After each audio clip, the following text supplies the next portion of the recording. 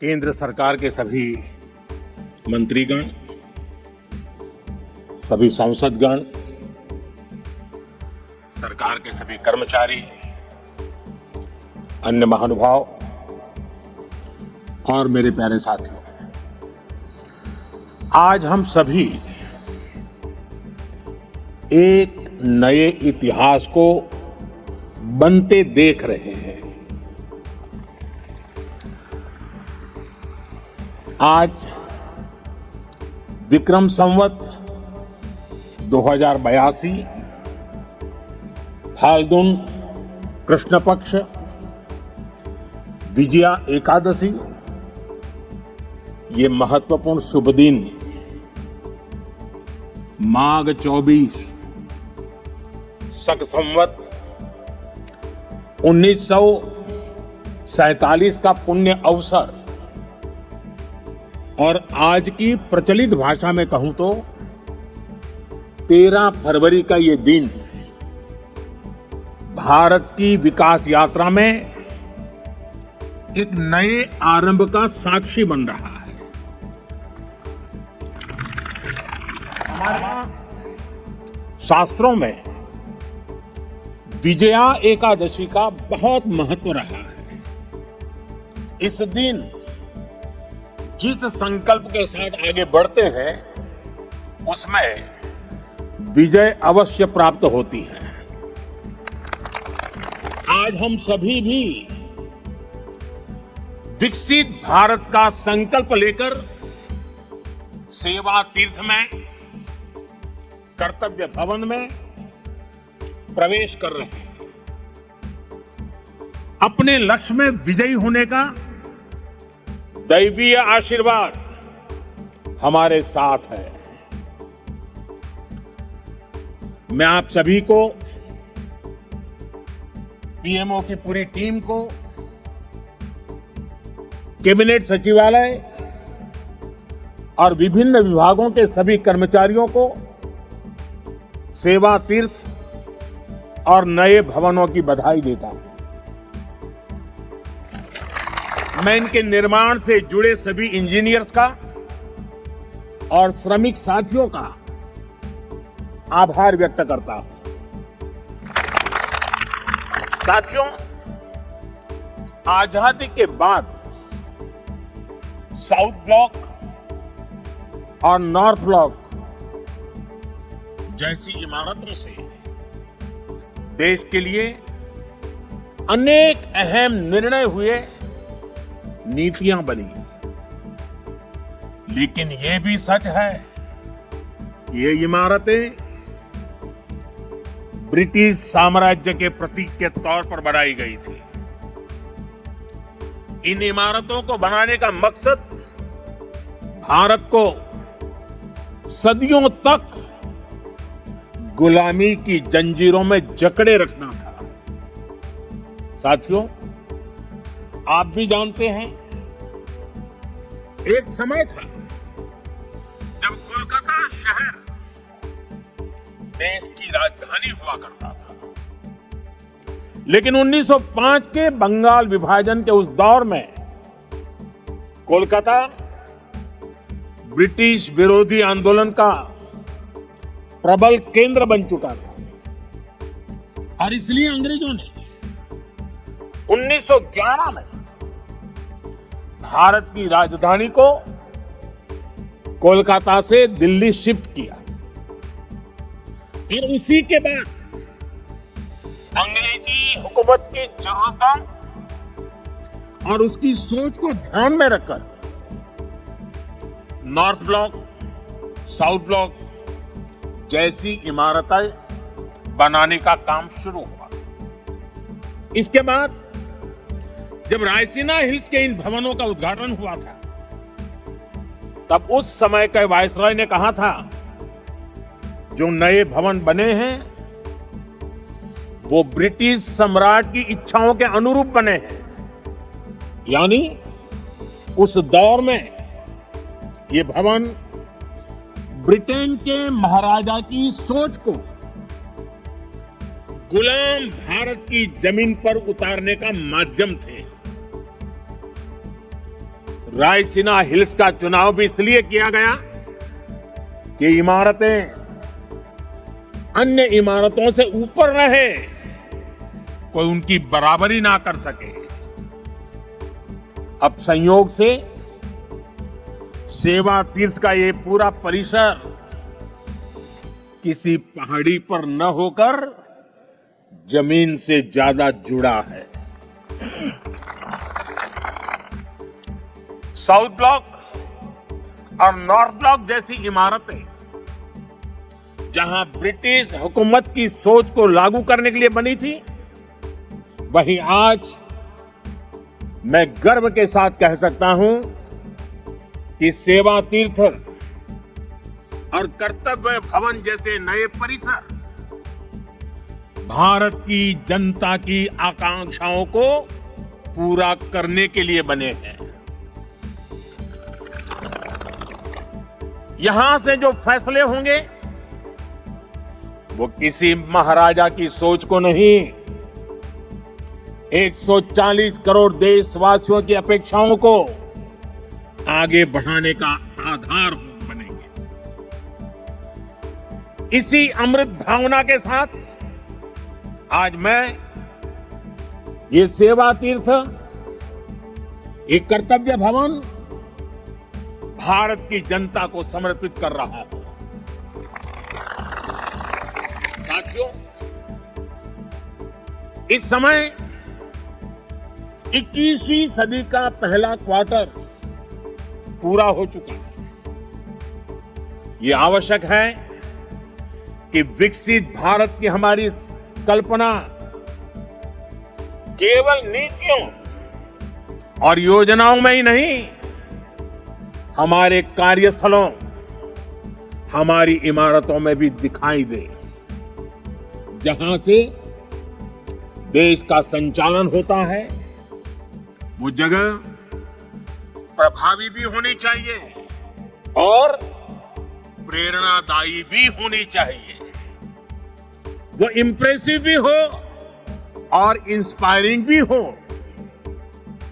आज नई नई टेक्नोलॉजी तेजी से हमारे बीच जगह बना रही है, लेकिन इन सुविधाओं के विस्तार के लिए, नए टूल्स के उपयोग के लिए पुरानी इमारतें नाकाफी पड़ रही हैं। साउथ ब्लॉक, नॉर्थ ब्लॉक, पुराने भवनों में जगह की कमी थी, सुविधाओं की भी अपनी सीमाएं थी।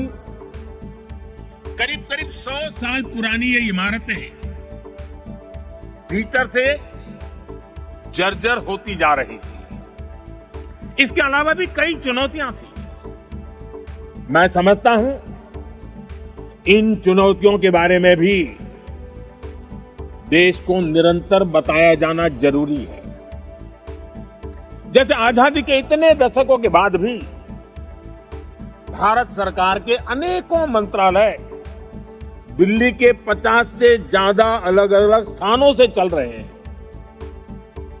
हर साल इन मंत्रालयों की इमारतों के किराए पर ही प्रति वर्ष 1,500 करोड़ रुपए से ज्यादा खर्च हो रहे हैं। हर रोज 8 से 10,000 कर्मचारियों को एक इमारत से दूसरी इमारत में जाने का लॉजिस्टिक खर्च अलग होता था। अब सेवा तीर्थ और कर्तव्य भवनों के निर्माण से ये खर्च कम होगा, समय बचेगा और कर्मचारियों के समय की इस बचत से प्रोडक्टिविटी बढ़ेगी। साथियों, इस बदलाव के बीच निश्चित तौर पर पुराने भवन में बिताए गए वर्षों की स्मृतियां हमारे साथ रहेगी। अलग अलग समय की चुनौतियों से जूझते हुए वहां से कई महत्वपूर्ण फैसले किए गए हैं। वहां से देश को नई दिशा मिली, सुधार की अनेक पहलें हुई। वो परिसर, वो इमारत भारत के इतिहास का अमर हिस्सा है। इसलिए हमने उस भवन को देश के लिए समर्पित म्यूजियम बनाने का फैसला किया है। वो युगे युगीन भारत म्यूजियम का ही हिस्सा होगी। वो इमारत देश की आने वाली पीढ़ी के लिए एक प्रेरणा केंद्र बनेगी। नई पीढ़ी के युवा जब वहां जाएंगे तो ऐतिहासिक लेगेसी उनका मार्गदर्शन करेगी। साथियों, विकसित भारत की इस यात्रा में ये बहुत जरूरी है कि भारत गुलामी की मानसिकता से मुक्त होकर आगे बढ़े। दुर्भाग्य है, आजादी के बाद भी हमारे यहां गुलामी के प्रतीकों को ढोया जाता रहा। आप देखिए, पहले क्या स्थिति थी। प्रधानमंत्री निवास जहां है उसे रेस कोर्स कहा जाता था। उपराष्ट्रपति के लिए कोई निवास स्थान तय ही नहीं था। राष्ट्रपति भवन तक आने वाले रास्ते को लोकतंत्र में राजपथ कहा जाता था। आजाद भारत में जो सैनिक शहीद हुए उनके लिए कोई स्मारक ही नहीं था। जो सुरक्षा बल, जो पुलिसकर्मी शहीद हुए उनके लिए भी कोई स्मृति स्थल नहीं था। यानी 1947 में स्वतंत्र हुए देश की राजधानी, जहां से देश के बड़े बड़े निर्णय होते थे, वो पूरी तरह गुलामी की मानसिकता में जकड़ी हुई थी। दिल्ली की इमारतों, सार्वजनिक स्थानों, ऐतिहासिक स्थलों पर गुलामी के चिन्ह ही भरे पड़े हैं। लेकिन साथियों, कहते हैं ना, समय का चक्र कभी भी एक जैसा नहीं रहता। 2014 में देश ने तय किया कि गुलामी की मानसिकता अब और नहीं चलेगी। हमने गुलामी की इस मानसिकता को बदलने का अभियान शुरू किया। हमने वीरों के नाम नेशनल वॉर मेमोरियल बनाया। हमने पुलिस की वीरता को सम्मान देने के लिए पुलिस स्मारक बनाए। रेस कोर्स रोड उसका नाम बदलकर लोक कल्याण मार्ग रखा गया। और यह केवल नाम बदलने का निर्णय नहीं था, ये सत्ता के मिजाज को सेवा की भावना में बदलने का पवित्र प्रयास था। साथियों, हमारे इन फैसलों के पीछे एक गहरी भावना है, एक विजन है। ये हमारे वर्तमान, हमारे अतीत और भविष्य को भारत के गौरव से जोड़ती है। जिस जगह को पहले राजपथ के नाम से जाना जाता था, वहां न पर्याप्त सुविधाएं थी, न आम नागरिकों के लिए समुचित व्यवस्था। हमने उसे कर्तव्य पथ के रूप में विकसित किया। आज वही स्थान परिवारों, बच्चों, देश भर से आने वाले नागरिकों के लिए एक जीवंत सार्वजनिक स्थल बन चुका है। इसी परिसर में नेताजी सुभाष चंद्र बोस की भव्य प्रतिमा स्थापित की गई। लंबे समय तक हमारी राजधानी में अपने महान नायकों की स्मृति को इस रूप में स्थान नहीं मिला था। हमने ये तय किया कि देश की नई पीढ़ी राजधानी के केंद्र में अपने नायकों से प्रेरणा ले। राष्ट्रपति भवन परिसर में भी परिवर्तन किए गए। मुगल गार्डन का नाम बदलकर अमृत उद्यान किया गया है। जब पुरानी संसद के पास नए संसद भवन का निर्माण हुआ तो हमने पुराने भवन को भुलाया नहीं, हमने उसे संविधान सदन के रूप में नई पहचान दी। जब अलग अलग मंत्रालयों को एक परिसर में लाया गया तो उन भवनों को कर्तव्य भवन का नाम दिया गया।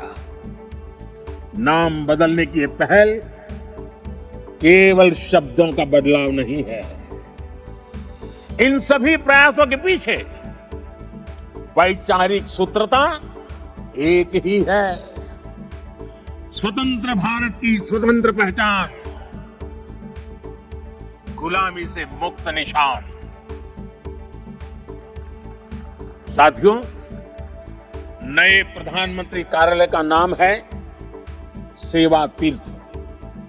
सेवा की भावना ही भारत की आत्मा है, सेवा की भावना ही भारत की पहचान है। श्री रामकृष्ण परमहंस जी कहते थे, शिव ज्ञान से जीव ज्ञान सेवा। यह विचार केवल आध्यात्मिक नहीं है, यह राष्ट्र निर्माण का दर्शन है। यह भवन हमें हर क्षण याद दिलाएगा कि शासन का अर्थ सेवा है, दायित्व का अर्थ समर्पण है। हमारे शास्त्रों में भी कहा गया है, सेवा परमो धर्मः, अर्थात सेवा ही सबसे बड़ा धर्म है। भारतीय संस्कृति का यही विचार प्रधानमंत्री कार्यालय और सरकार का विजन है। इसलिए सेवा तीर्थ ये केवल एक नाम नहीं, ये एक संकल्प है। सेवा तीर्थ यानी नागरिक की सेवा से पवित्र हुआ स्थल, सेवा के संकल्प को सिद्धि तक ले जाने का स्थल। तीर्थ का अर्थ भी होता है तरति अनेन इति तीर्थ, अर्थात जो तारने की, पार करने की क्षमता रखे, जो लक्ष्यों की प्राप्ति में सहायक हो, वो तीर्थ है। आज भारत के सामने भी विकसित भारत का लक्ष्य है, आत्मनिर्भर भारत का लक्ष्य है। हमें करोड़ों देशवासियों को गरीबी से मुक्ति दिलानी है। हमें देश को गुलामी की मानसिकता से मुक्ति दिलानी है, और ये काम सेवा के सामर्थ्य से ही सिद्ध होगा। साथियों, आज जब भारत रिफॉर्म एक्सप्रेस पर सवार है, आज जब भारत अंतर्राष्ट्रीय संबंधों की एक नई गाथा लिख रहा है, आज जब नए नए ट्रेड एग्रीमेंट्स संभावनाओं के नए दरवाजे खोल रहे हैं, जब देश सैचुरेशन के लक्ष्य की ओर तेजी से बढ़ रहा है, तो सेवा तीर्थ और कर्तव्य भवनों में आप सबके काम की नई गति और आपका नया आत्मविश्वास देश के लक्ष्यों को प्राप्त करने में बहुत बड़ी भूमिका निभाएगा। साथियों, हमारी संस्कृति कहती है, हर शुभ कार्य से पहले स्वस्ति वाचन, मंगल की कामना, शुभ का संकल्प, वेद का मंत्र हमें दिशा देता है। आनो भद्राः क्रतवो यन्तु विश्वतः, अर्थात कल्याणकारी विचार हर दिशा से हम तक आते रहें। यही इस भवन की आत्मा होनी चाहिए। भारत के महान लोकतंत्र में जनता के विचार ही हमारी शक्ति है, जनता के सपने ही हमारी पूंजी है, जनता की अपेक्षाएं हमारी प्राथमिकता है। जनता की आकांक्षाएं ही हमारा मार्गदर्शन है। इन भावनाओं और इस भवन के बीच कोई दीवार नहीं होनी चाहिए, कोई दूरी नहीं होनी चाहिए। जब आप जनता के सपनों को समझेंगे, तभी नीतियां जीवंत होगी। जब आप जनता की आकांक्षाओं को महसूस करेंगे, तभी निर्णय प्रभावी होंगे। पिछले 11 वर्षों में हमने गवर्नेंस का एक नया मॉडल देखा है। एक ऐसा मॉडल जहां निर्णय का केंद्र भारत का नागरिक है। नागरिक देवो भव, ये केवल वाक्य नहीं है, ये हमारी कार्य संस्कृति है। इसे आत्मसात कर आपको इन नए भवनों में प्रवेश करना है। सेवा तीर्थ में लिया गया हर निर्णय, यहां चलने वाली हर फाइल, यहां बिताया गया हर क्षण 140 करोड़ देशवासियों के जीवन को बेहतर बनाने के लिए होना चाहिए। मैं हर अधिकारी से, हर कर्मचारी से, हर कर्मयोगी से कहना चाहता हूं, जब भी आप इस भवन में कदम रखें, पल भर के लिए रुक जाएं, कुछ क्षण ठहरे, अपने आप से पूछें, क्या आज का मेरा कार्य करोड़ों देशवासियों के जीवन को आसान बनाएगा? यही आत्ममंथन इस स्थान की सबसे बड़ी शक्ति बनेगा। साथियों, हम यहां अधिकार दिखाने नहीं आए हैं, हम यहां जिम्मेदारी निभाने आए हैं। और हमने देखा है, जब शासन सेवा भाव से चलता है तो परिणाम भी असाधारण होते हैं। और तभी तो 25 करोड़ लोग गरीबी से बाहर निकलते हैं, तभी तो अर्थव्यवस्था नई गति पकड़ती है।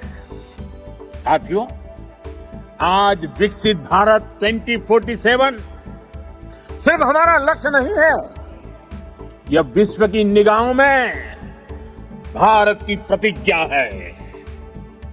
और इसलिए यहां बनने वाली हर नीति,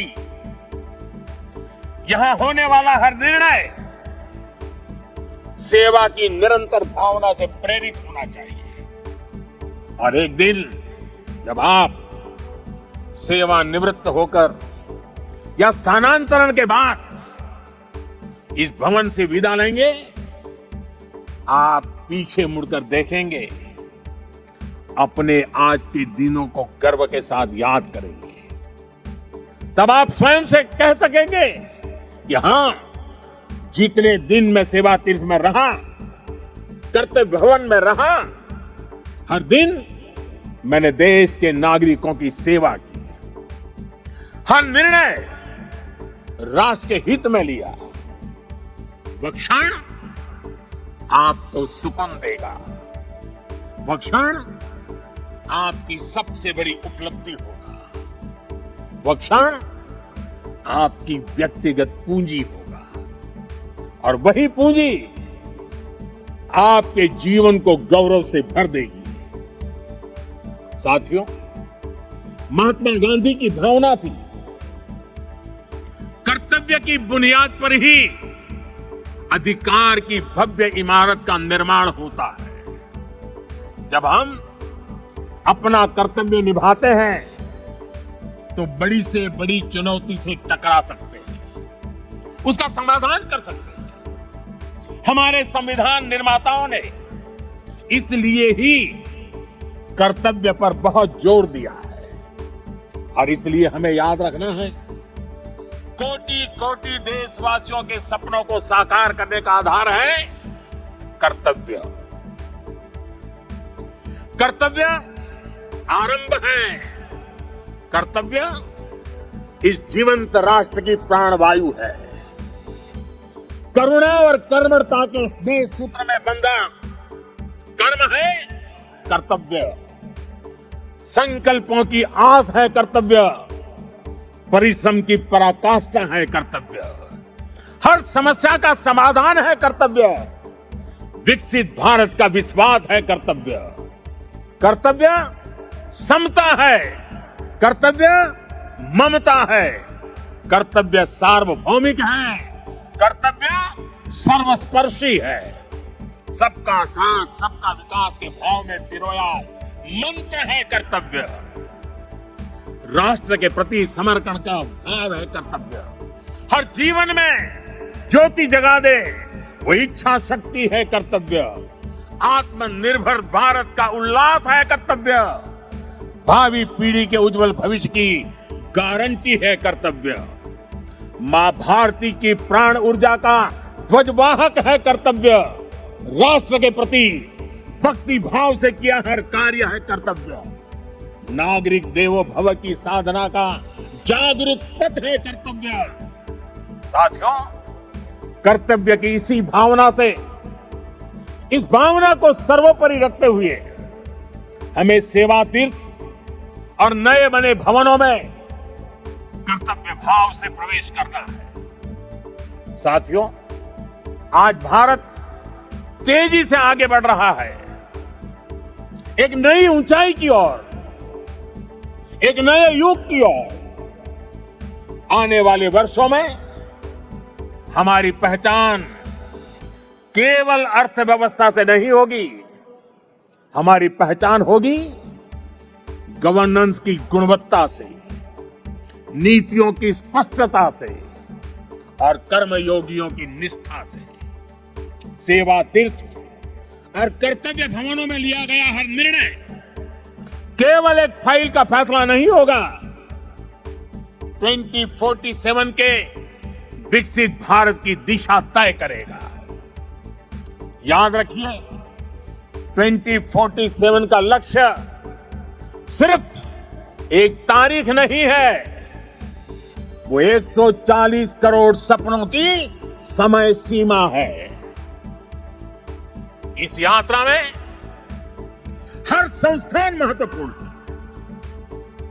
हर अधिकारी महत्वपूर्ण है, हर कर्मचारी, हर कर्मयोगी महत्वपूर्ण है। मैं चाहता हूं सेवा तीर्थ संवेदनशील शासन का प्रतीक बने, नागरिक केंद्रीय व्यवस्था का रोल मॉडल बने।